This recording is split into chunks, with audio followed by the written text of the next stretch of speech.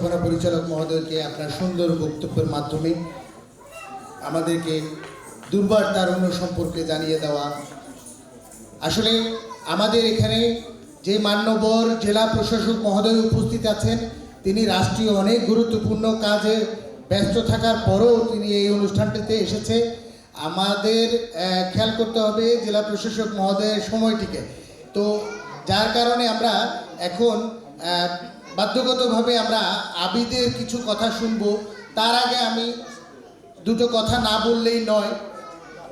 আজকে যেই অবস্থানটিতে দাঁড়িয়ে আছে দুর্বার তারুণ্য, সেই অবস্থানটির প্রেক্ষাপটে এক আবু আবিদের গল্প শুরু থেকে শেষ পর্যন্ত, যেটা সত্যি এই দুর্বার তারুণ্য ফাউন্ডেশনে অবিস্মরণীয় হয়ে থাকবে। এই নামটি দুর্বার তারুণ্য যে স্বপ্ন দেখে বাংলাদেশের প্রতিটি জেলা উপজেলায় বিভিন্ন কর্মকাণ্ডের মাধ্যমে 1 টাকার কাপড় বিক্রি করে, আমরাই মালিক, এই ধরনের প্রোগ্রামগুলো করে দুর্বার তারুণ্য আজকে আমাদের বাংলাদেশের 64 জেলায় অনেক জনপ্রিয়তার শীর্ষে আছেন।